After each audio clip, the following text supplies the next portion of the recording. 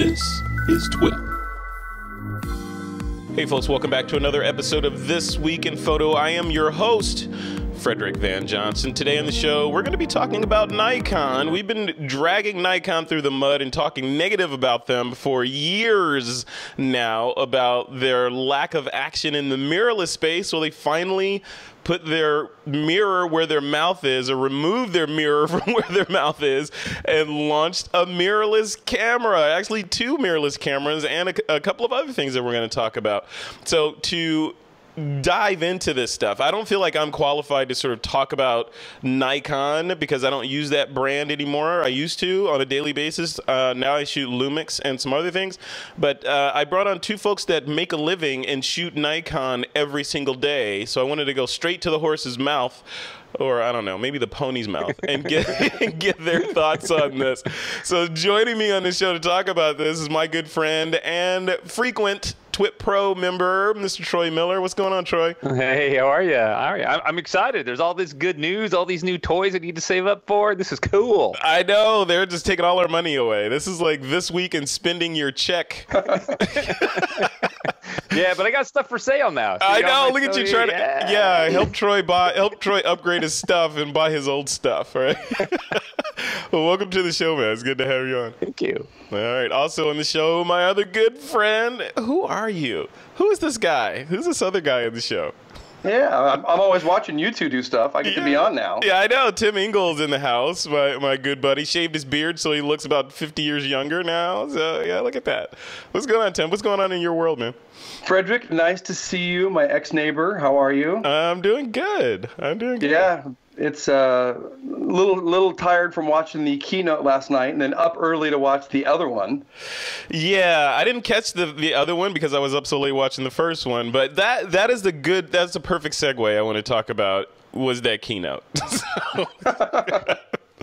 Now, I went in with too high of expectations. So I went in thinking, this is going to be amazing.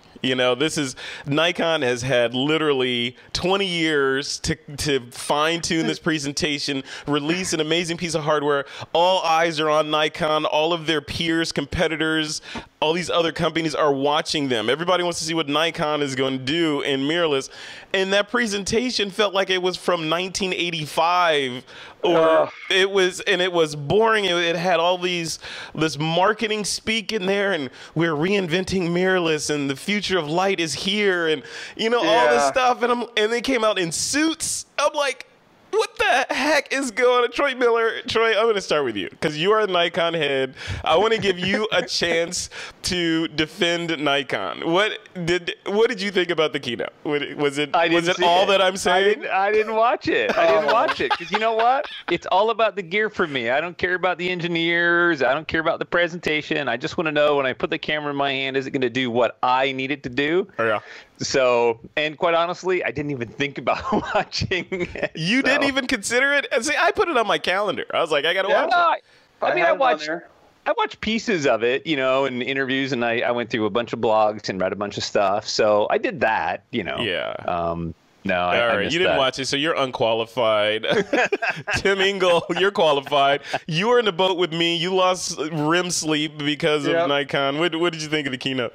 Well, I was just thinking, could they have asked somebody from Apple to come over and show them how to do a presentation? No, they didn't even need that. They could have just got on Google and watched one and did that. Right? I mean, and then these long pieces between with showing all kinds of designs on a wall that meant nothing and sitting around waiting for the next person to come out, and then she comes out with a folder to read off of. I'm like, wow. So I know it was horrible. And then apparently nobody had remembered to vacuum the stage. I know. I hope somebody got fired for that. But okay, so I wanted to preface all this. I wanted to start with that because they deserve to be dragged through the mud for that. It's not like Nikon is poor. They had ample time to put this together. It wasn't like somebody said, oh, we got to launch this thing in 3 days, pull something together. They've literally had years and years to pull this thing off. So I got to drag them through the mud. And then his unveiling of the slow miss up of pulling the tissue off of the camera. Oh, stuff. Yeah, yeah. Okay, so that all said, let's put all that negativity behind us. Okay. The cameras they launched, the Z6 and Z7 mirrorless cameras, some top line specs are, geez, I have my notes are behind this window, but you guys can tell us what they are. But it's a brand new mirrorless camera, shoots 4K video, has an articulated but not fully articulated LCD screen on it. It is 48 megapixels, I want to say. I think it's 48 megapixels for the 46, 45.7. Yeah. Okay, yeah. 45.7 megapixels. It is weather sealed, whatever that means. I'm still not sure what weather sealing means, because it means different things to all different people, and there's no standard for weather sealing. So that could also be marketing hyperbole. But it seems to be an amazing camera. Plus that lens. You guys saw that lens, the knocked 0.98 f. 0.95? Yeah. No, 98? 0.95, yeah, but it is a sub 1 lens that they launched to go along with this thing. Tim Engel, I'm gonna throw it to you first. Give me your top line impressions when you saw it, notwithstanding the quality of the Keynote and all that stuff that's behind us, but the hardware itself. As a Nikon shooter, were you impressed or kind of let down? I am a Nikon shooter and have never really worked with mirrorless cameras, so I don't have, a background in like knowing the tech of the mirrorless stuff. I was super impressed with the features that I saw. When he mentioned the f-stop on that, I was like, wait, what did you just say? You're like, that's a typo. That's a typo. Yeah, like 0.09. Wait a minute, how is that? And I want him to go back to that, so I had to wait for that to come back up again. But and you mentioned the megapixels, and I think it's right in a sweet spot of megapixels even. Mm-hmm. At 45 is a great spot. Even at 24, I mean, 24 is a great spot to be in on that stuff. So I was super impressed with that. Only thing that was a question mark in my head was there was one card slot, which was surprising. Right. Yeah, and we talked about that on TWiP PRO a little bit, or a lot today. We had a nice little thread going on about that. And where I fall in on the lack of dual card slot issue with the new Nikons is, so what? I mean, I get it, so I get, and I have 2 card slots on my Panasonic G9s, and I use one to record RAW plus JPEG and the other one to record video. So I know which card to pull out, and it has whatever. Some people use them for backing up and that sort of thing. But up until relatively recently, 2 dual card slots was a luxury, right? I mean, no one really complained that much about them, but one of the members, Stephen Sharf in TWiP PRO, mentioned that now the bar for these cameras is set to dual card slots, so you can't really go back. I don't know, but we can talk about that a little bit. But go ahead. And I use my second card slot probably 5% of the times. 5%, yeah. Yeah, so... Well, for me, shooting weddings, I won't use a camera without dual card slots. It's not going to happen. I've had cards fail. Come on, that's a definitive sort of No, it's true. You would you would turn down a wedding if somebody said, you can shoot my wedding and we'll pay you 40 grand, but you got to use this camera that has 1 card slot. Well, if they gave it to me, then it's on them. But it's not going to be on me. Yeah. I've had dual card slots since the day I started shooting weddings. Well, actually, the D1X and the D1H didn't have dual card slots. Those came in later, like the D2X and stuff, I think, of the D3. But since then, I mean, I've had CF cards fail. Yeah. I'll be in the middle of a shoot. Actually, this last wedding that I had, I got an error message, and it had to be one of my cards.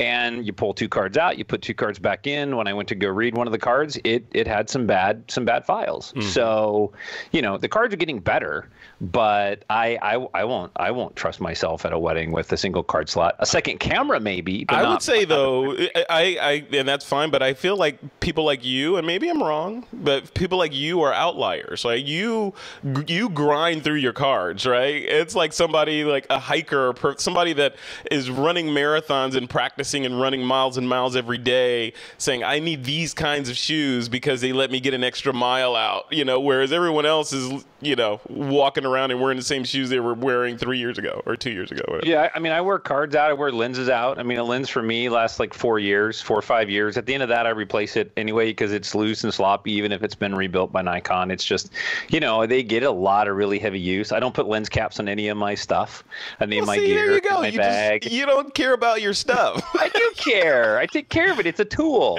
Exactly. It's gotta work. So folks that are watching, this guy just said, I don't put lens caps on my stuff. It's a tool, but yet he has a shelf behind him with for sale stuff on it.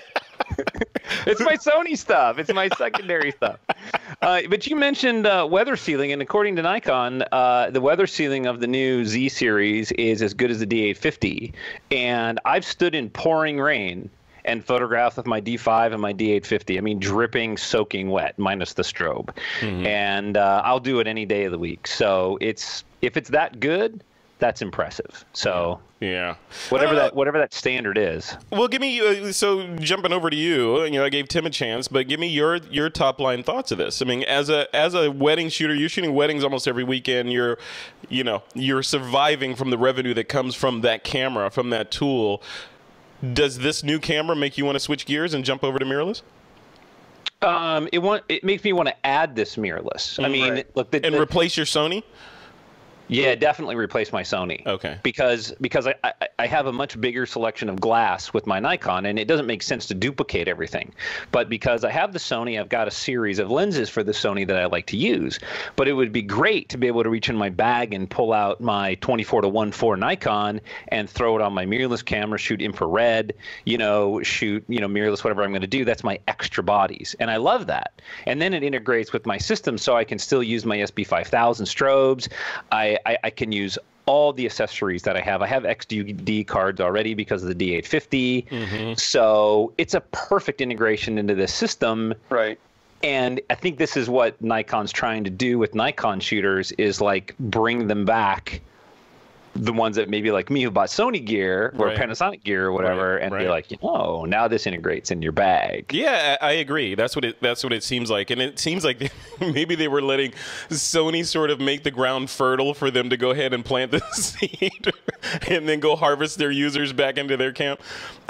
So that begs another question about how Nikon is positioning this, because I was watching it, and one of the things I had on my list that I wanted to grok and get out of the presentation was, is Nikon replacing DSLRs? Is this an evolution of the whole Nikon brand, and then this new Z series is going to be the future of Nikon going forward? Or are they going to do parallel paths for the DSLR shooters and mirrorless? In other words, they're adding a new kid to the family and they're going to raise them both. What do you guys think? I think it's going to go mirror, dual channels for a little while. And I can see it moving towards the mirrorless eventually. Yeah, and the DSLRs just sort of dying in the vine? Yeah. Huh. But back to the features. I mean, it addressed all the things that I wanted to see. Obviously my like Troy talked about, my glass can work on it. That's a huge thing. Yeah. It's like with an adapter. I mean, that's the other thing. Well, let me give Troy give you a chance to respond to this. Is it the future of Nikon, or is it just another tangent department that's going to show up within the Nikon headquarters? Well, I think the answer for Nikon is the same for anybody. Is mirrorless going to overtake DSLR? And we're only going to know that over time, adoption, and the tech and the performance that they can put into those mirrorless. So, for example, if the Nikon mirrorless can actually focus in the same low light and soft light that my DSLRs can, right? That's a huge contender, because right now there's no mirrorless camera that can focus in the low light situations, the soft light situations that my Nikon can. I mean, it's -4 EV it'll focus in. The Sony and everything else is like -3. They said that the Z will be in a -4 environment, but that's going to be where the challenge is for me. So at some point, consumers are going to decide, right? They're going to be like, oh, this is working for me. This is better. There's a feature I like. And I've always said that if I could have my D5 with a live viewfinder, that's the perfect camera. Right. So whether there's a mirror in there or not, I don't care. Yeah. I just want it to work. Yeah. Oh, interesting. You see, this is the stuff that I need to hear. This is exactly what I need to hear. So the other piece of, you mentioned that your lenses will work on this. They won't work out of the box on it. You'll need an adapter, right? Sure. The Z mount is a brand new mount that they created using as they kept saying last night, their 100 years of experience in developing world-class systems. They developed this brand new circle that goes on the front of the camera with the bayonet. New flange. It's a new flange. So that doesn't bother you guys at all? You know, that you can, or is it a good thing that you can still use your old lenses? Well, I think it's a great thing that I can still use my old lenses. That gets me to the camera quicker.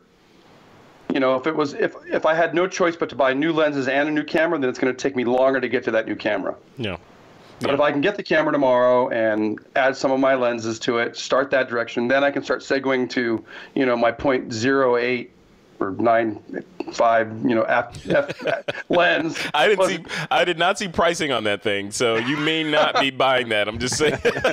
She mentioned pricing a bunch of it. I was trying to convert as she was saying it, so at least I got some of the. They said it really fast. Yeah. Yeah, right. So, I don't know. Yeah. So I mean, Z mount. What do you think, Troy? I mean, doesn't bother you? It doesn't bother me at all. No, it doesn't bother me. I mean, it's $100 if you buy it with the camera, which means it's going to be a couple $100 even if you buy it by itself. Big deal. I mean, a flash is over $600. Mm-hmm. You know, I mean, the lenses are several $1,000s. I mean, a couple $100 for me to integrate my existing system and transition to the mirrorless over time. I'm super stoked with that. Yeah. I can see at some point when my D5 has sort of aged out that it's a mirrorless and a D850, and then maybe the D50 ages out.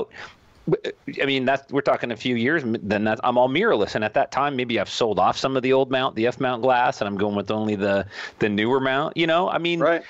I'm excited about that direction. I think it's super cool. Yeah. I can't wait. I can't wait to get this thing out and shoot it. I've already ordered one. Oh, you ordered one already? Really? Well, I sent an email to my camera guy, and I'm like, you put me on the list. As soon as Nikon sends me an email that says, as an NPS Pro member, you can pre-order now, bam, 2 bodies on the way. And I've already contacted my infrared guy, and he says he'll convert one for me. Oh, Jesus. Hey, Trevor Panaki is in the chat room. He says the rumored pricing for the 50 mil 0.95 is $6,000. That's the number you got off Petapixels. Well, $6,000? You still want it? I'll rent it. Want. We want. Yeah, you want it. Sure, I want it. Which means in a couple of years it'll be down to what, $4,000, and then maybe you could just swing by and get it. You know, that's money that's hard to hide from your spouse, right? So. Yeah. But it's a unique lens, and it's sort of showing what the capabilities are with this larger mount, with this 55 millimeter mount, right? So they can let in more light, they can do more things. But for me, it's kind of like the 12 to 24 or Canon's 14 to 24. It's 11 to 24 Canon and our 14 to 24 Nikon. It's like this big, giant, heavy piece of glass. Mm-hmm. I don't need that. I'll get an f4 and I'll just bump up the ISO. For what I do, I'm happy with a little bit of noise, but there's going to be somebody who's like, oh my gosh, this is the perfect Astro lens, and they'll pay any amount of money for it. So sure. Cool. Push it out there and innovate. I love that. And a video guy may want to use that for something, and it's like, it may be gorgeous on that. Yeah. Oh, yeah, for shooting video, of course, yeah. All right, so here's I wanted to throw this to you guys. This is a piece of meat to throw at the hungry Nikon mirrorless guys. One of the marketing taglines that I wrote down last night was they kept saying that this is mirrorless reinvented. Mirrorless reinvented. And if I was Sony or Panasonic or Fuji or any of these other mirrorless companies out there, I would have to call foul on that. You know? So what do you guys think about that? I mean, obviously you haven't held the camera yet, so maybe it is mirrorless reinvented. But from what I can tell, it's a mirrorless camera with f-stop, shutter speed, ISO, and the other stuff around it is kind of ancillary. I don't know, Troy. What do you think? Is this a reinvention of mirrorless technology? I mean, potentially it's certainly an iteration in a generation of mirrorless. Is it reinvented? That's tough to say, right? Like it's marketing. They're stretching that. My experience with mirrorless, and I have the Sony A7R Mark II, and I've shot with the Mark III. I have an A7 Mark II. So I've had a bunch of Sony mirrorless stuff. And the thing for me is focusing. Phase detection focusing is always challenging in soft light. If they've been able to overcome that and give the same focusing and the tracking performance that I see in the top end cameras like the 1DX Mark II and the D5, okay, you could almost wear that badge for a little while. But on a spec sheet, side by side, they look the same. You have to put them into the real world and the real world performance. If they've added a couple stops of latitude, maybe that's justifiable. I don't know. It's not. I mean, I'd have to see something really crazy for them to be able to justify saying reinvented. At best, they could say mirrorless vastly improved or better, but reinvented? I mean, come on. I don't know, Tim, what about you? I mean, I don't think the claim of reinvention is super easy to have. It's like, I think that they could be an evolution of mirrorless. Hopefully they took all the lessons from everybody else with what they wanted, what they liked, and what worked, and then, added in and topped those things. And I've picked up, your mirrorless like twice. And that's kind of the extent of my mirrorless experience. Yeah. But and the one thing that's kept me from going again is back to glass and even just learning a new system. So the idea now that I have the same Nikon menus, I understand how that stuff works, is going to make that adoption a lot easier. And they talk about, the other interesting thing I thought was 5 stops of stabilization in it. In body? Well, that's not new. That's not a reinvention. It's for me. Well, not for Sony. Well, they could say that, mirrorless reinvented for those that have been using DSLRs. There you go. Okay, that's fair. Right? With a little asterisk right there. For the rest of you people that have been shooting mirrorless for years, this is, but for the people that are new, they're going to be like, oh, wow. That's like going from a horse and buggy to a Tesla. You're like, this is amazing. I can't believe it, Have you seen this new mirrorless stuff? Exactly. Yeah. I don't know if you heard this, but mirrorless is. There's no mirror in my camera now. Yeah. So that I had to cry foul on that when I saw that. And they were saying at the top of the presentation, and anytime I hear that kind of stuff, it automatically ruffles my feathers. Like, this is the best thing ever, or reinvention of this, or this is the future of X. That always puts me on guard, and I don't believe anything you say after that. Or the statement, this is our best image processing ever. Well, I sure hope so, because I would hate to go backwards. Well, that's fine to say that. This is our best ever. This is the best thing that we've ever done. But to claim ownership of an entire sector of the industry and say that you reinvented it seems a little disingenuous to me. I don't know. Yeah. So I don't know. So in my notes I had so weather sale. Oh, this is one I'm going to throw at you guys, because I know at least one of you shoot the Nikon D850, right? And the other piece of marketing hyperbole that they had in there, that at least from my perspective, was they were saying that and I quote, and I put this in quotes, they said the Nikon D850 was the ultimate DSLR and achieved perfection. See, again, you lose me with that stuff. I mean, you could say close to perfection, or in our opinion was the perfect DSLR, but you can't say. According to DxO and the DxO ratings, they scored over 100 points, and they beat out Hasselblad on many of the points they have. So look, it's all marketing. I don't care what they say. I really don't care. Right? They could call it whatever they want. I just want the thing in my hand. I want to go put it to work. Right. I don't care what color it is. I don't care. I just just make it amazing. Right? Let's just give me some gear that does something that I can go to work with. Yep. Get out of my way. I just want the gear to get out of my way so I can just go create. Yeah. That's the ultimate goal. and a battery that lasts longer than 3 hours. Yeah. Well, for the Sony shooters, we've been used to that for a long time. Until the A7R Mark III, we've had some pretty poor battery performance. So that's not going to be a huge bump for me. So yeah, it's interesting. But you know, I just want to go back and reiterate that I'm really excited about this camera, and I'm really happy that Nikon finally released this thing. And you know, again, we haven't touched it, but it looks like it doesn't suck, and it looks like it is going to light a fire under the competition, which is the whole idea, right? So, and from what I'm hearing from both of you guys who are professional Nikon shooters who shoot high-end Nikon gear, you're buying this thing, right? So if you guys are a sample size, then Nikon has something on their hands. So then the question then becomes, is Nikon back in the game now? Like, because we've been dragging them through the mud on TWiP for years, saying, "Hey, when are you going to do this? It's too little, too late. Come on, Sony's, you know, just getting fat and happy on the refugees from Nikon." And now is Nikon now another 300-pound gorilla that's back in the game? I am at a spot right now, like this month, where I'm analyzing what I'm doing with my systems. Mm-hmm. If they had not come out with this, I might be looking at other directions, because my 810 is about done. My D4 has already been refurbished once and is about done again. Mm-hmm. You know, my glass, my 24-70 is getting sloppy. My 85 I wore out, so I'm at a place where I could jump. And so this definitely keeps me in a place where I'm interested in sticking around. Yeah, and seeing what happens. So this new entrant into the mirrorless space means that your path of selection of a new mirrorless body doesn't start with Sony as the most obvious full frame choice, or the only full frame choice right now. Now you will go to Nikon. Is that? I'll stick around and see how this plays out. Now I'm more interested in staying with Nikon still. Yeah. And you as well, Troy? You're going to stay in the family because you can now, or would you go to Sony because they're more mature in the space? I've had Sony for almost 5 years, and it's not. It has never met my expectations as a wedding set.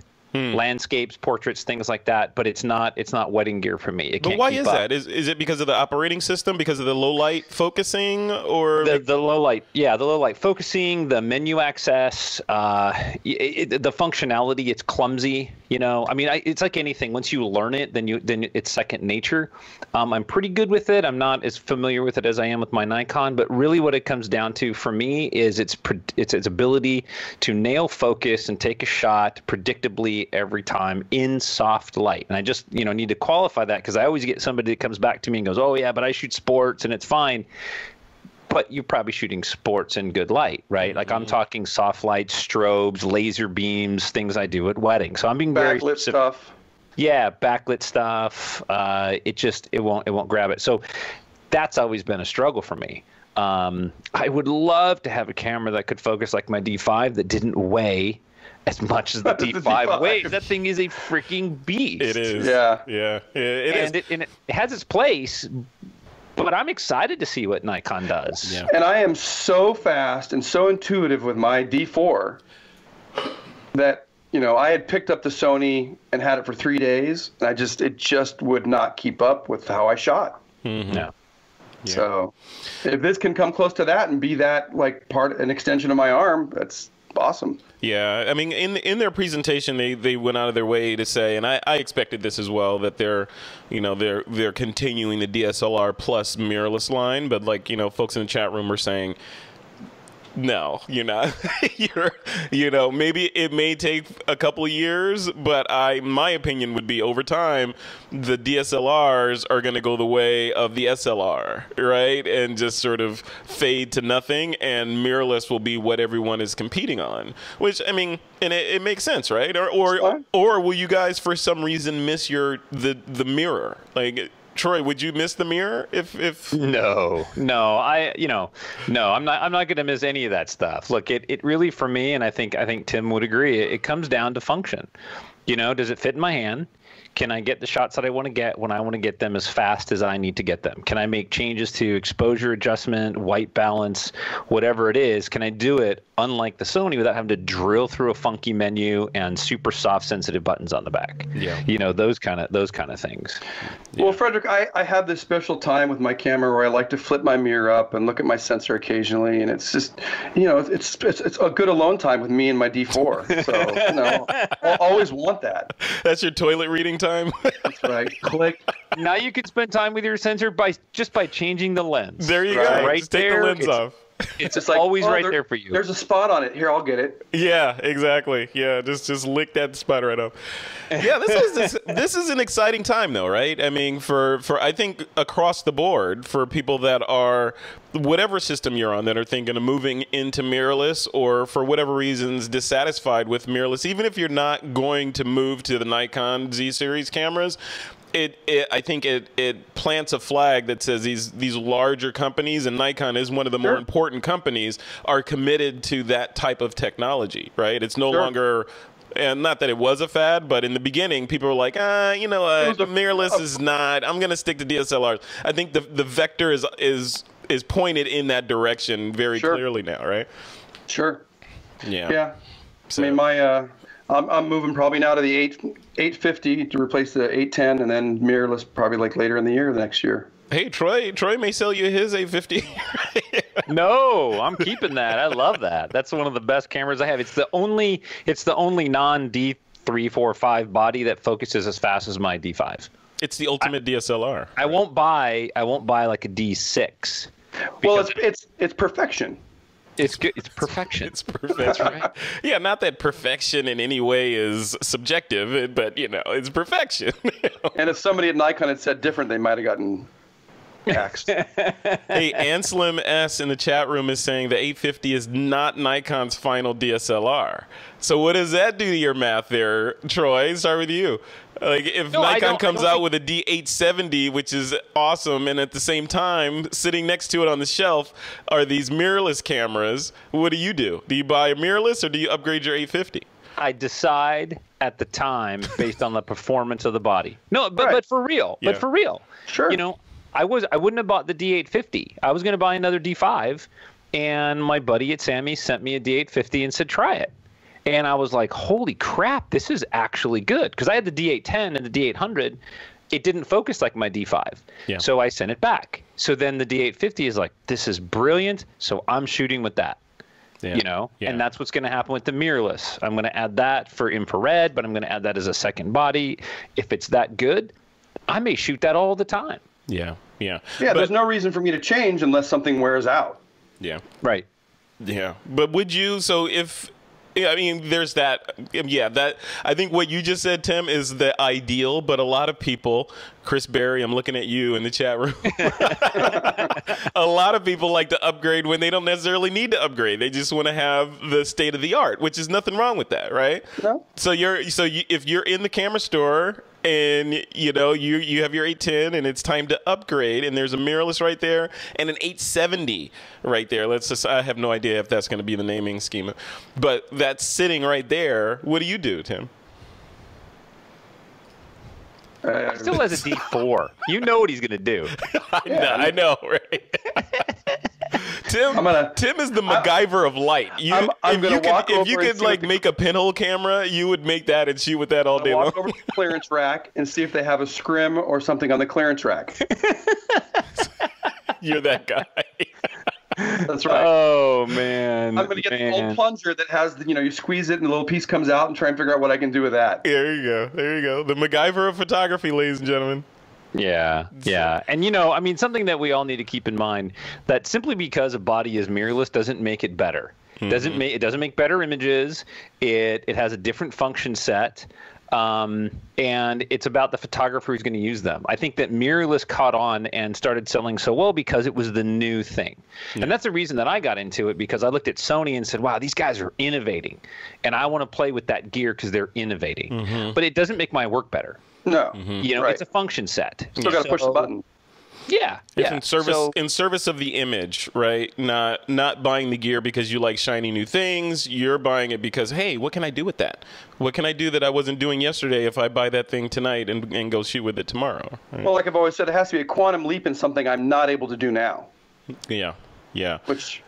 Which is, I mean, see, that's an interesting question. So that goes back to f-stop, shutter speeds, and ISOs. Yeah, I mean, especially from you. You can do Tim, you can do a lot of stuff that most normal mortals can't do with very little gear, right? So you don't necessarily need all these bells and whistles to still create great photography. But you still want them, right? Because you're a human. Well, yeah, like I say, I mean, it'll happen when I wear my stuff out.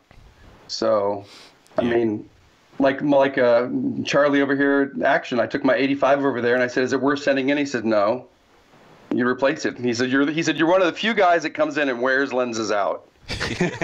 I just replaced my Nikon 8514 with the Sigma Art Series 8514 because I wore it out. Right. And for the second time, I wasn't going to send it to Nikon and have another $500 bill to rebuild the lens.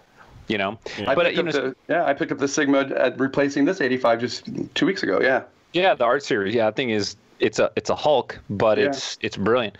I have owned every pro body that Nikon has made, every D1, 2, D1X, D2X, D3, D3. I mean, I've owned them all, and so I love my gear.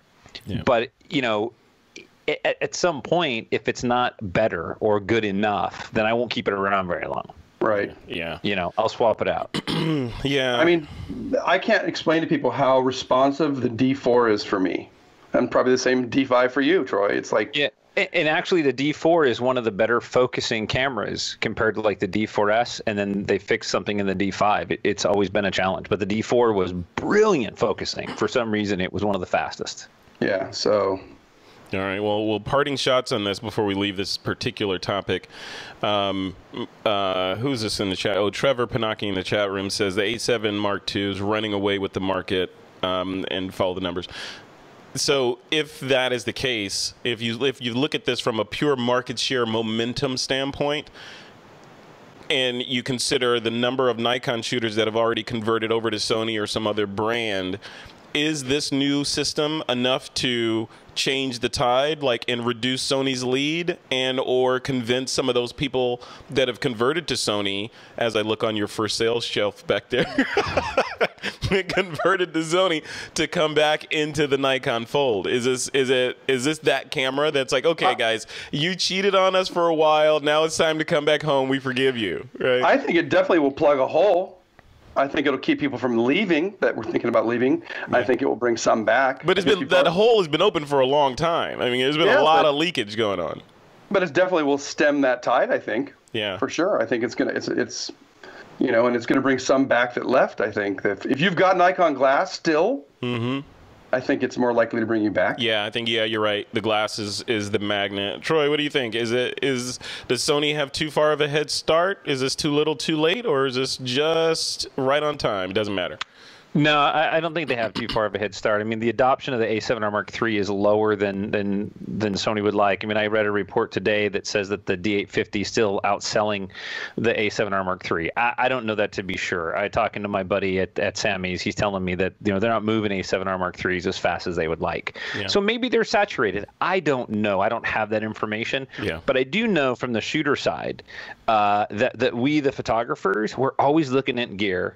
What is going to service us? What's going to be cool? You know, I got a buddy that just bought a whole bunch of A7 Art Mark III stuff.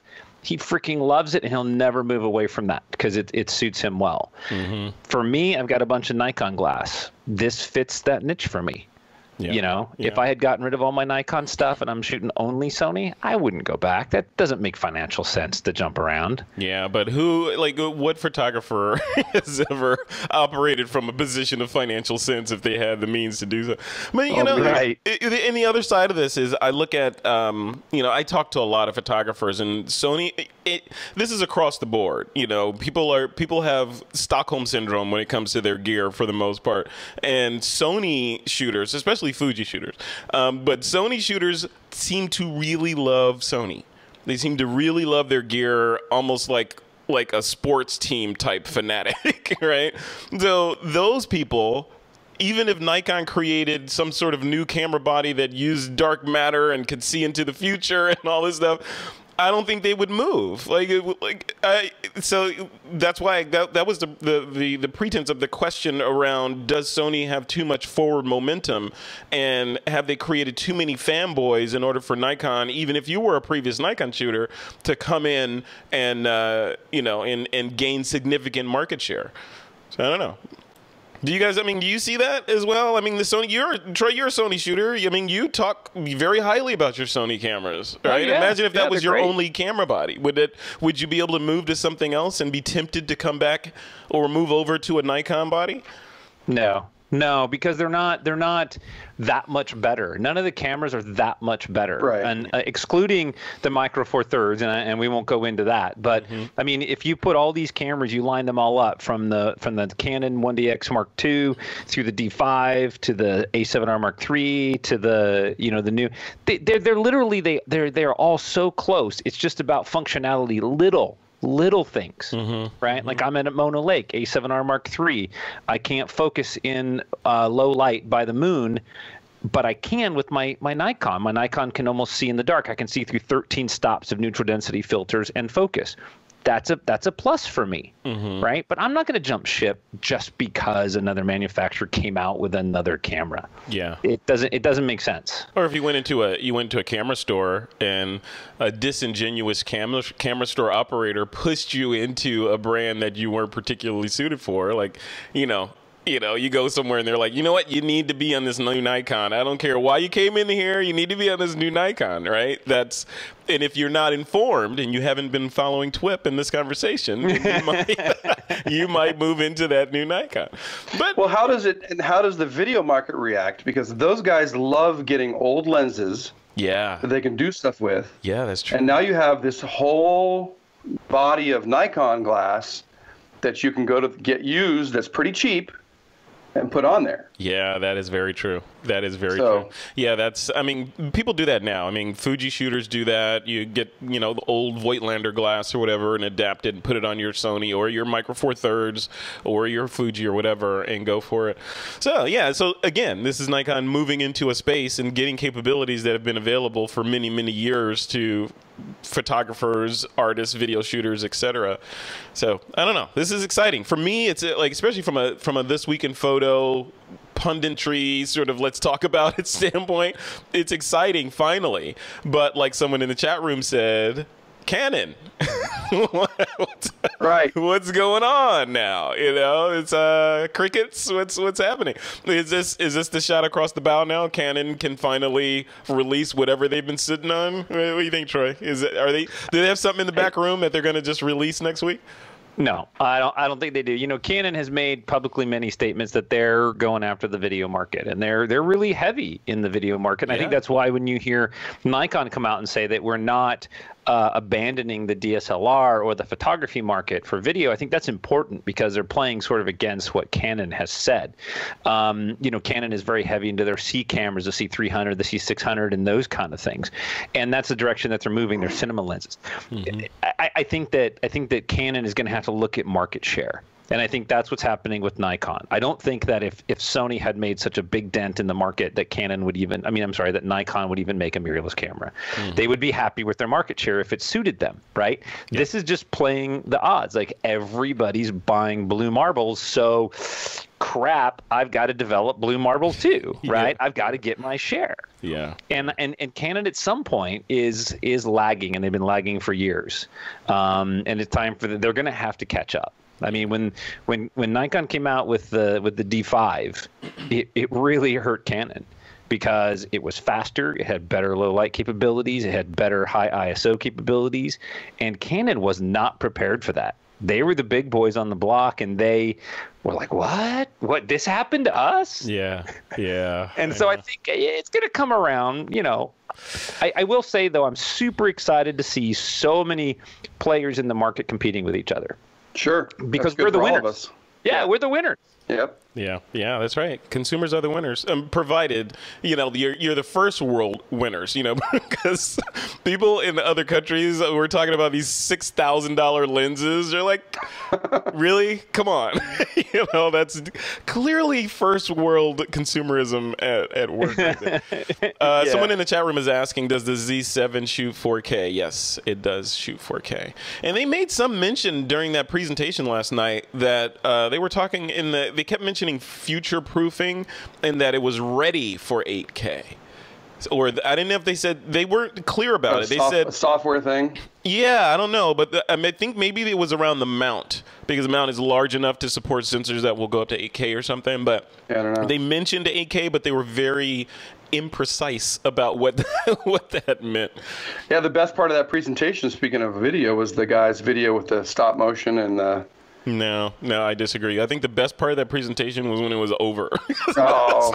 Because the website, that presentation needs to be taken off the website, because the website is beautiful and it is what I would expect from Nikon. It is. That presentation, though, needs to be yanked off of that. It's not good. They should have Frederick do the presentation. No, I couldn't do it, but they could have someone, I could guide it, but I wouldn't I wouldn't be on stage. I mean, come on. Don't get me back to the beginning of the show, but a guy in a pinstripe suit or whatever over there holding a brand new mirrorless body. I mean, come on. Put a geeky, scruffy adventure photographer up there, that's going to put this thing through its paces, or that has already done that, and have them talk to it. Yeah. Yeah, there's been like 20 bloggers that I've watched that sounds like they could have done a better job, right? I mean, but it is what it is. It is. So I've beat that nail. That nail is now firmly in the board. I've beat it enough. So yeah, when it comes to gear, for anybody that's looking to buy new gear, I always tell them, go to the camera store, put the bodies on the counter, grab the ones that are there in front of you, whichever one feels best in your hand. That's the gear you go with. Yeah. None of it matters. Was that your methodology in high school when you were dating? Yes, that was it. That's how you picked your girlfriends? That's awesome. Yep. It doesn't. Yeah, it doesn't. You can't recover from that. Don't even try. I told you. I always got those zingers. I've got some gear for sale, right? All right, guys, I want to switch gears and move off of Nikon and talk about the other announcement that happened, the other big one, and that was from DJI, the leader in the drone space. So they released two new drones, or announced two new drones, the DJI Mavic 2 and the Mavic 2 Zoom, with Hasselblad glass on them. And now, see, those folks know how to do a keynote, right? And that wasn't even, so they know how to do an announcement. They know how to make product videos now. In the beginning, they didn't. Now they do. They got it nailed, or they hired the right company to do them. And when you started out this morning, I said, yes, thank you. Yeah. Well, somebody on the show right now, I'm not sure who it is, Tim, but I know it's not you, but someone on the show right now lost a drone in a tree not too long ago. Not me. So you were reading my notes, because in my notes right here it says Omni sensors. Yay! Yes, tree crashes. That's exactly what I was going to bring up. That's one of the biggest features of this, and it was obvious. Much like the lack of dual card slots on the Z series cameras, the lack of omnidirectional object avoidance sensors on the old Mavic, which is now old, my Mavic, was obvious. It's an obvious omission. Now they've added that to the new Mavic. Now, does this make you guys want to jump off the fence and go get it? Yes. Wait, what? Yep.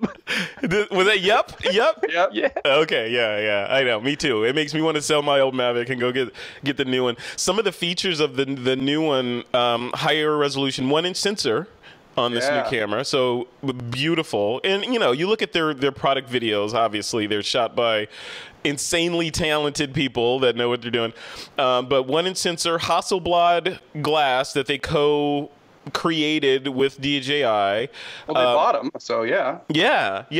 Why not, right? Yeah. Right, yeah. And they would. Oh, did they? They did buy them. That's right. Yeah. I forgot about that. Yeah, they did. That's so crazy. This world is do your research, insane. Frederick. Come on. This world is so much. There's so much inbreeding in this industry. I can't keep up. I can't keep up. Yeah, better tonal range on the sensors, and I mean, you know, that the Mavic did some amazing things, and they're improving on that. I'm in. Yeah, yeah. I mean, yeah, the whole thing's exciting. One of the cool things that I love about DJI is they continue to push that software forward, like with they added, I forget what they named the feature. Hyperlapse. No, yeah, they did add a hyperlapse. Yeah, that's what I'm talking about. They added that Alfred Hitchcock effect. Oh, where it zooms and this keeps the person the same size and it goes back. Yeah, so it changes the perspective, you know, so I'm zooming in on Troy, but I'm moving away from Troy at the same time. Yeah. So everything but Troy is changing in the scene. That you could doing that from a drone. You know, and they added HDR, like true HDR, where it will merge and shoot. Yeah, those are crazy. And did it say 8 kilometer range? So this thing is 8 kilometer. I believe it was 8 kilometer range. These are 8 or 11, but it was a range that is well outside of the United States FAA guidelines in terms of this thing must remain within your line of sight. Yeah, you know. Yeah. So, yeah, 8 kilometers. You're probably not going to see something that's gray and about as big as half a shoebox, right? So. But yeah, it's crazy. I'm excited about that. Which one? So you guys said you're going to buy one. There's two. There's the Mavic Pro 2, or the Mavic 2, and the Mavic 2 Zoom. Which one has you excited the most? Troy? The Mavic 2. I don't need the zoom. Yeah, I think the 2. I want resolution. Yeah, you want the resolution. You get the zoom, I'll get the 2, and then we have both of them. Yeah, because mine kind of flies like this when it hovers now, since it's been repaired after falling out of a tree. So I have a reason for a new one, right? So yeah, you absolutely do have a reason for it. So one of the questions I want to throw out there is, we haven't seen a refresh on the Inspire line from DJI in quite a while. Are they doing kind of what Apple did with, you know, they decided, you know what, these desktops are okay. We're still going to create them and support them and make money from them. But these phones, dude, this is where all the money's coming in. And this is what made us $1 trillion company.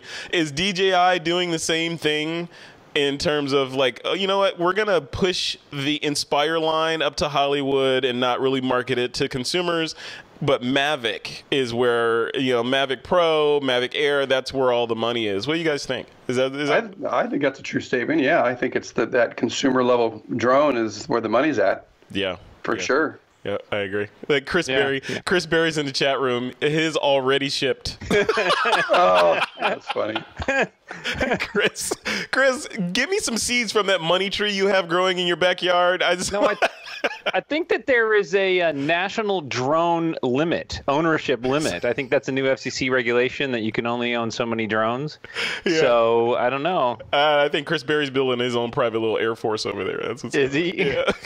Oh, I hovered over that purchase button today, so it may happen soon. Yeah, I want to do it, but see, the thing is with the drones, I don't fly my Mavic Pro all that much. I mean, I fly it and I take it with me. I took it to Puerto Rico. You can now. You don't live by an airport.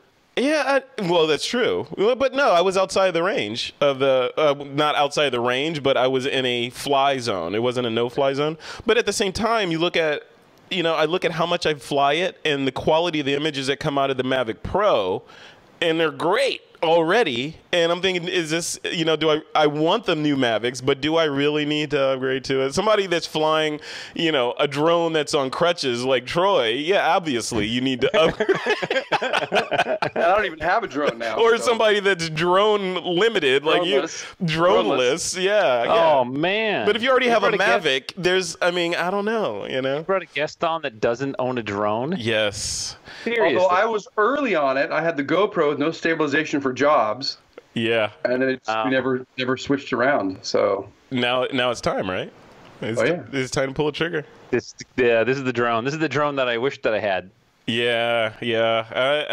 God, I'm gonna resist. I'm about to buy a new MacBook Pro tomorrow, so that'll get that. The MacBook allows me to do this kind of stuff. So that's first. We'll get the MacBook Pro, and then consider buying the stuff that I don't need. Right.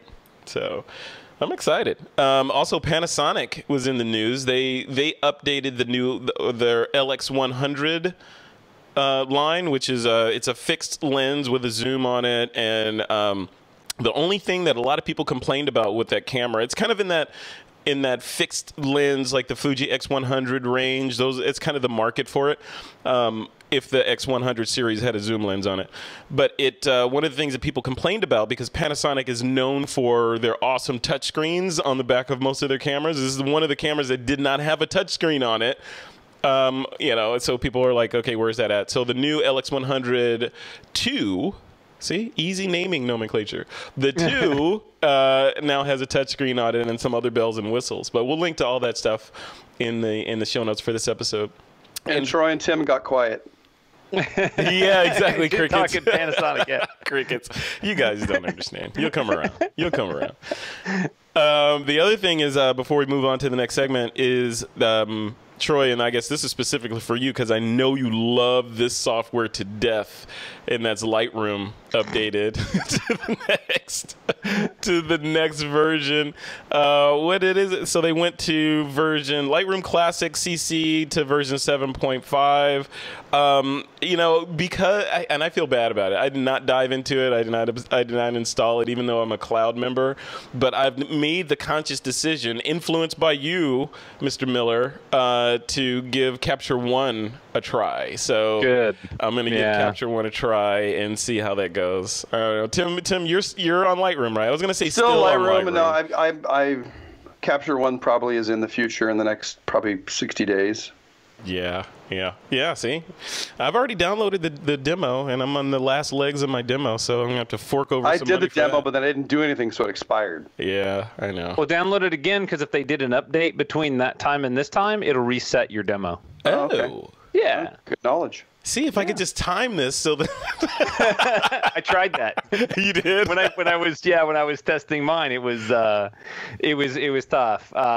You know, it's the Lightroom Capture One argument is the same thing, kind of like cameras, right? It's like, it's a tool. If it does what you want it to do, then spend time in that one.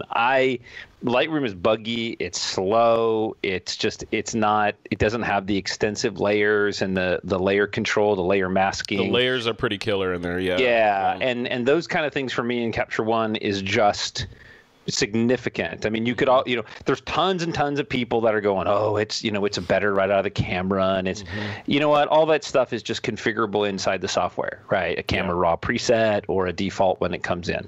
Yeah. That's just you. You can sharpen things, whatever you want. Well, you know, I've heard a lot is like Good Dog in the chat room is saying, enjoy the learning curve this week in photo. I've heard that the Capture One learning curve is steep, and and I've played around with it, looking at the UI. It's intimidating, and there's a lot going on there. But when I think about stuff like that, I think about the benefit of, okay, I'm going to invest a good week understanding and sort of grokking how the software thinks and how to use it, and I'll make some mistakes and watch some YouTube videos, and then I'll have it. You only got to learn something once. It's not like you got to learn it every time you use it. And I'll learn it. I'll ask stupid questions to you, Troy, and then I'll have it, and then you move forward. Then I'll have layers, right? So it's the challenge for people that have a hard time learning Capture One and get stuck with it is coming from Lightroom. Right. Because when you come from Lightroom into Capture One, you still think like Lightroom, and you have to not do that. You have but what to do you step think away. Like? Do you think like Photoshop? Because when I think layers, I think Photoshop. No, it's just, it's like how you deal with highlights. In Capture One, there is an HDR panel with a highlight recovery slider. In Lightroom, you pull down the highlights or the whites. It doesn't work that way in Capture One. You could do it in a histogram, like in a levels or in curves, but it doesn't have that same slider functionality. Yeah. So, and then color selection and the way it does a layer, it feels different than Lightroom. Yeah. So you just kind of got to okay, not going to do this the way I think Lightroom should do it. I'm going to just do it the way, Capture One does it. Yeah. Yeah. And there's a ton of tutorials out there on it, and I've been sort of binge watching, some tutorials that I found, some that Stephen Scharf, one of our TWiP Pro members, recommended. There's some videos out there on that, as well as some on this camera that I'm going to talk about in a second in our next segment. But yeah, it's just like anything else. You got to learn it. But the exciting thing for me about Capture One is not so much that, hey, I'm going to use it because it's better than Lightroom or it's not buggy or whatever, because it's still software. Things are going to break. But it is that there is now viable and realistic competition for Adobe and Lightroom. And we know there's been all kinds of tools out there to do stuff for a while, but Capture One seems to be the first one that I've seen that is like, getting traction. Yeah, traction, and it feels like an adult version. Like a grown-up professional version, because it is born of those phase one, right? I mean, it is born of of that world of high-end commercial photography, dumbed down a little bit for us normal humans. Versus, and it was around versus let me Lightroom. create some software and for consumers and not make it too smart, so consumers don't complain about its complexity. It takes the other direction, which is interesting. Yeah, yeah, and it was Capture One was around before Lightroom, so Lightroom versions 1, 2, and 3 were basic crap, super slow and clunky. And Capture One was around then, and everything has evolved. I love to see in this market, just like in the mirrorless DSLR market, that we have so much competition now, because with On One Raw and Luminar stuff, and there's so many. I mean, it's nice to see that there's competition there now. Yeah. And it's going to force them. And I don't think that Lightroom is innovating fast enough. They're pushing too much focus towards their mobile apps, which, Lightroom CC, it's unfeasible for me to try to edit things via mobile. I can't upload a wedding, a 3500. Yeah, there's a disconnect there. Yeah. Yeah, there's a bit of a disconnect, and they're going for maybe a bigger market. And their updates, I'm always afraid. I'm always afraid to do the updates. You got burned a couple months ago, didn't you, with one of those updates that kind of rewrote everything for you? I lost a bunch of presets because they converted them all to XMP files, because they have this new system now for dealing with their presets instead of, it's like, really? But Adobe's known for this, right? Adobe does this all the time. They take buttons away. They change the icons of the buttons, or the functionality. Move them around, yeah. Yeah, like right now on Photoshop, it's like, what the hell? Layers don't work the same anymore. Like, I can't grab items. If you have a layer, images in your layers palette, you used to be able to select that layer and then just click anywhere on the image and drag that sucker around. Yeah. Not anymore. They changed that. It's like, dude. Yeah. This isn't like hobbyist software. Yeah, like I say, it's mission critical. It's like a car, right? You're like, oh, my wife's pregnant. I got to drive her to the hospital. And you get in your car and they move they change the way that you start the car up. Or the brake is now over here now. You're like, oh, okay, yeah. So, yeah. No, I hear you. But the takeaway from a lot of this is that software like Capture One or Luminar or whatever, these are all tools, and they're in a constant. Software means it's in a constant state of evolution and hopefully progress. And like that show we did a couple weeks ago, whether you like it or not, you're a beta tester, right? So absolutely. You're beta testing whether you like it or not, and you're paying to be a beta tester. So enjoy it and suck it up and move forward. All right, guys, let's move on from this and talk about our picks of the week. So the picks of the week is a segment that basically you guys, the guests, can recommend anything you want to the TWiP audience, as long as it is somehow related to photography. It could be a tip, it could be a trick, it could be hardware, software, a mindset, anything. A new mirrorless camera. A new mirrorless camera, a new drone, whatever you want to do. I'm going to let you go first, Tim, man. What's your pick of the week?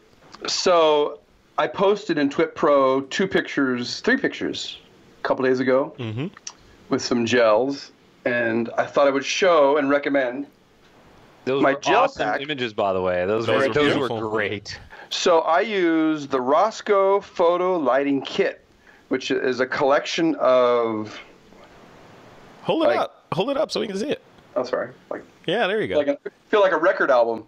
Yeah, it does look like an album. For folks that are listening to the audio podcast, Tim is holding up an old record album. It looks like, I don't know, Prince or something on there.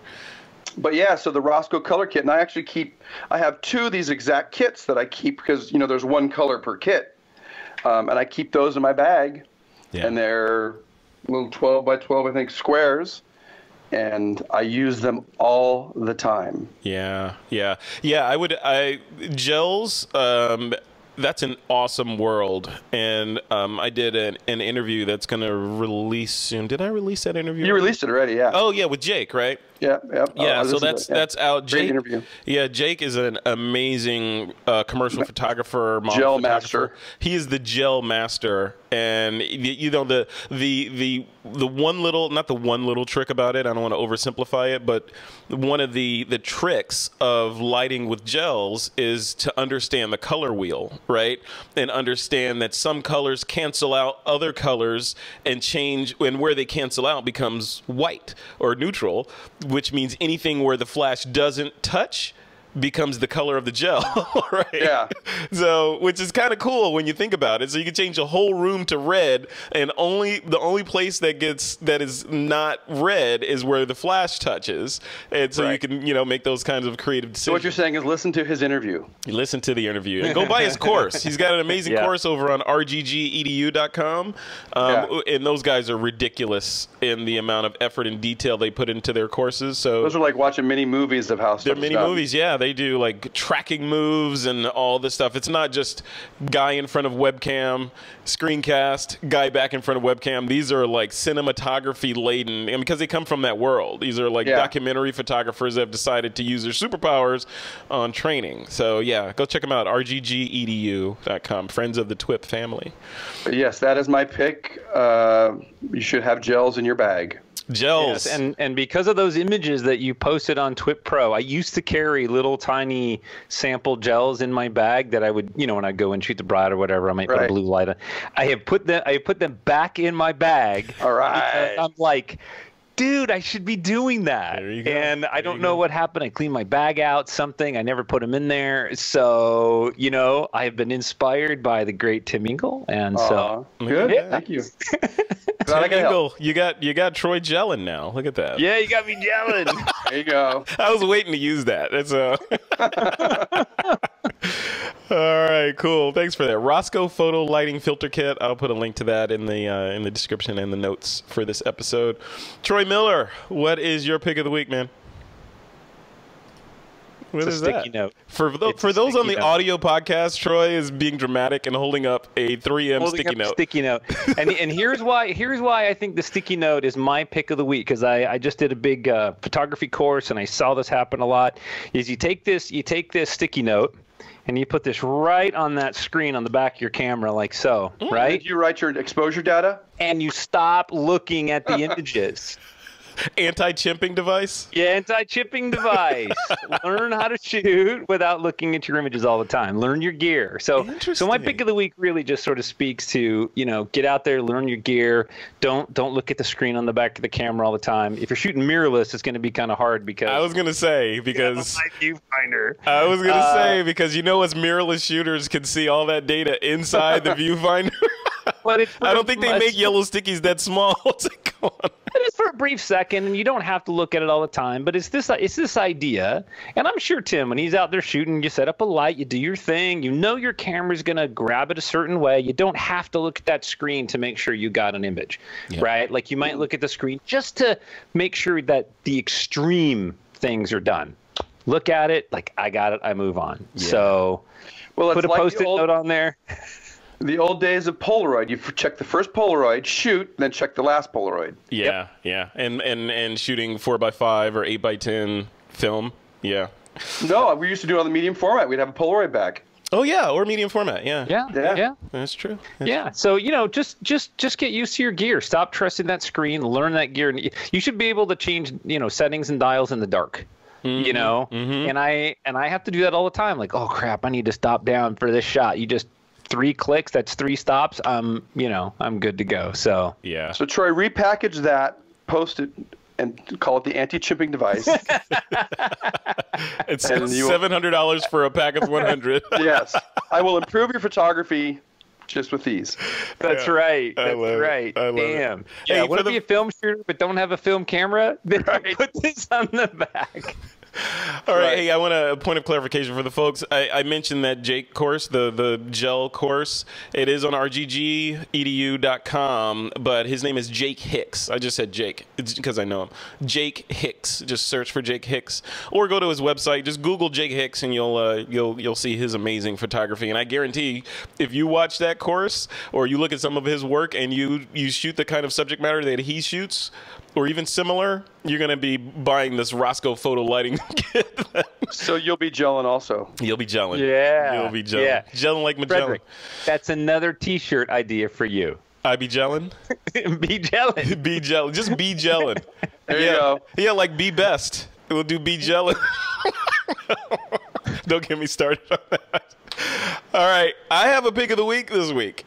I normally don't have a pick of the week, but I have a pick of the week. I'm really excited about it, and it is this guy. So you guys know, I'm a Micro Four Thirds shooter, and I shoot. Well, my current camera is a Lumix G9 from Panasonic.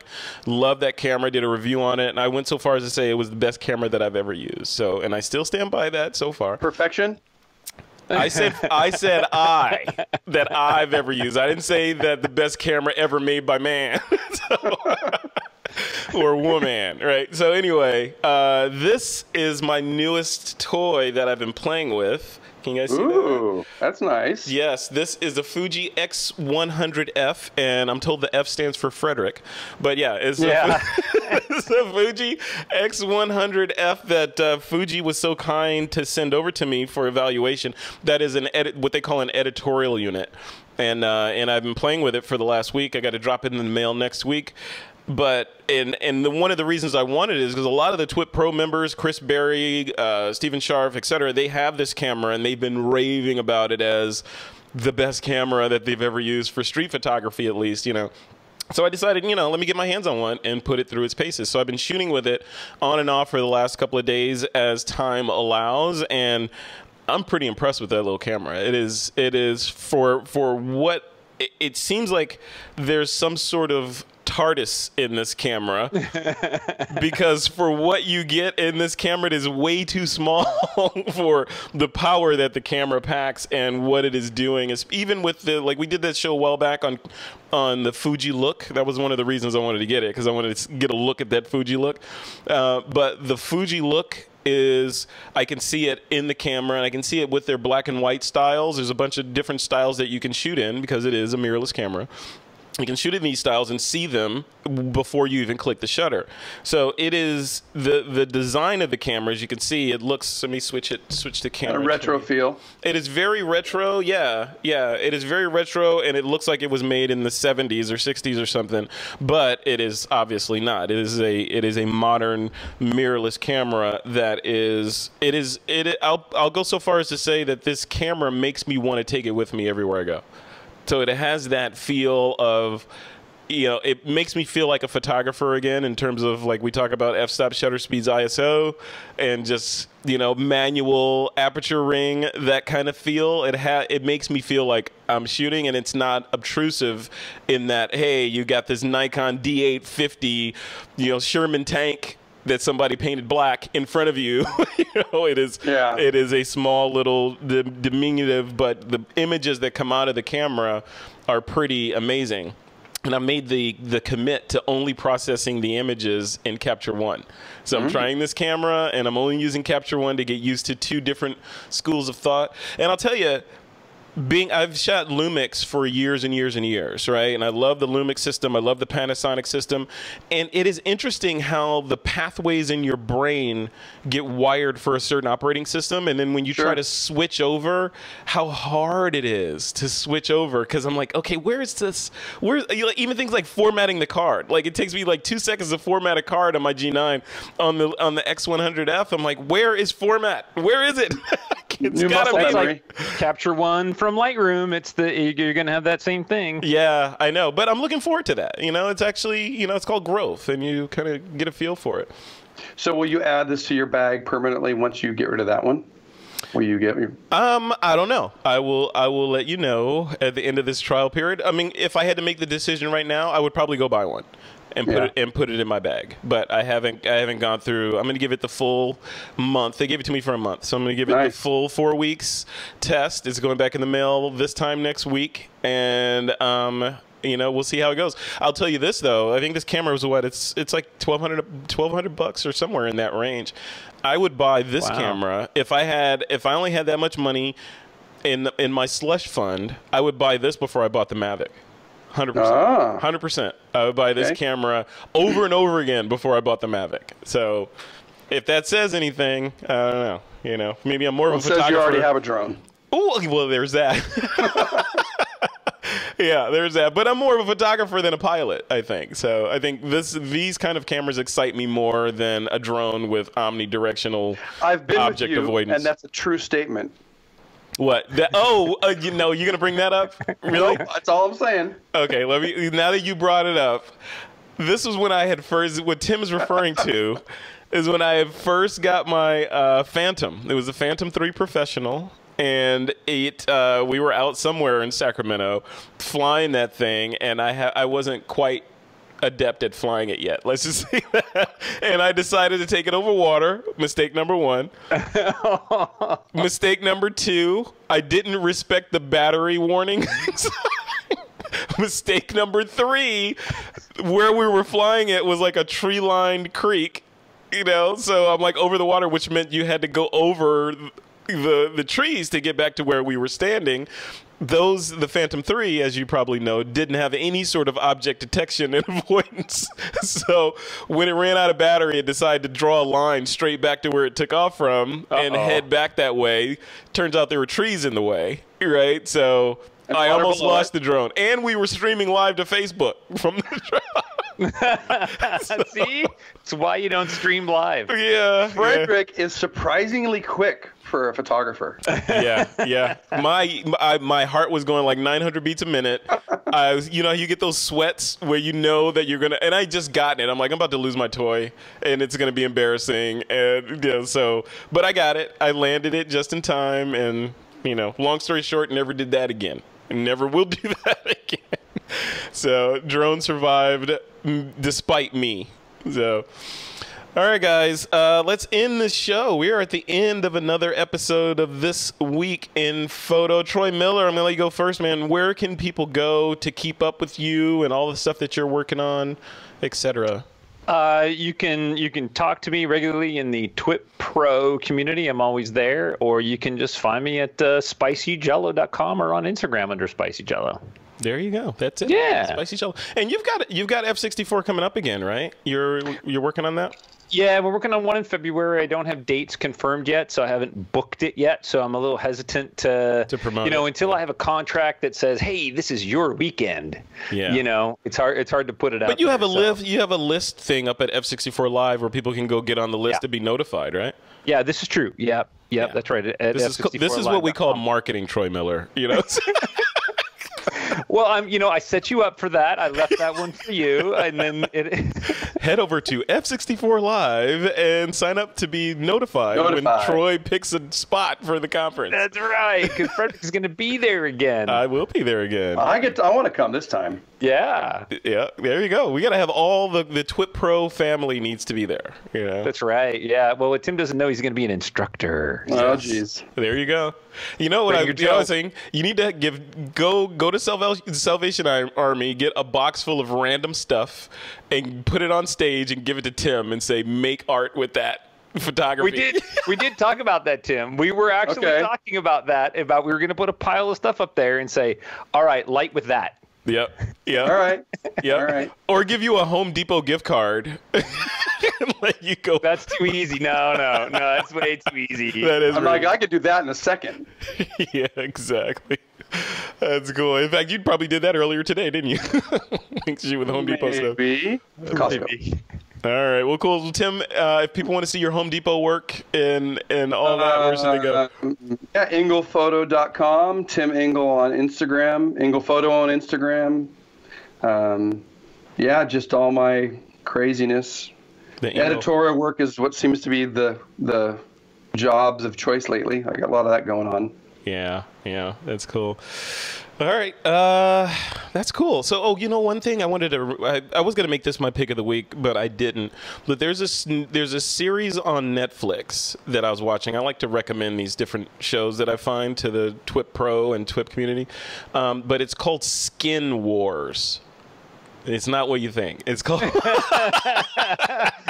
a minute. It's not what you think. The punchline. No, it's on Netflix. It's called Skin Wars, and it's one of those Iron Chef reality type show things where people get a challenge and they have to complete the challenge to eliminate each other to move on to the next round.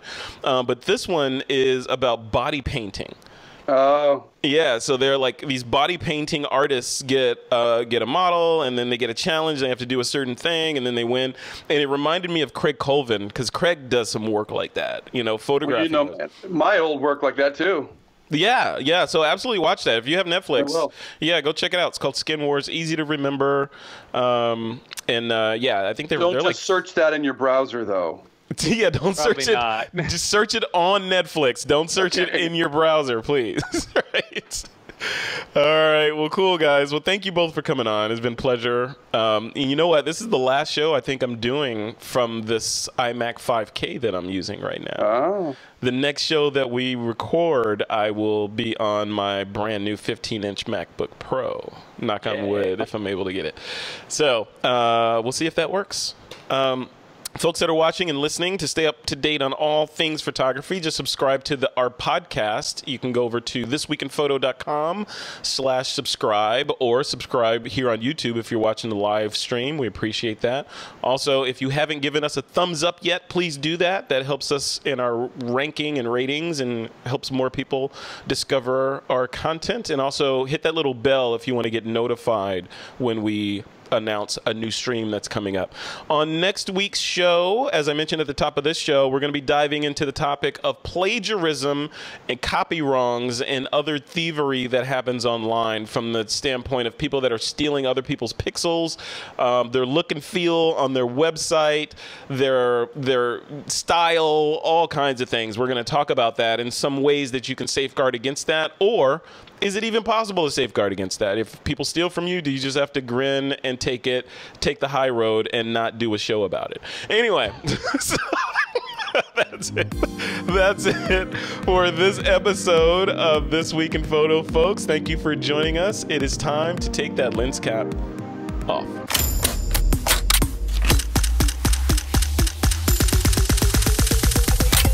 This is TWiP.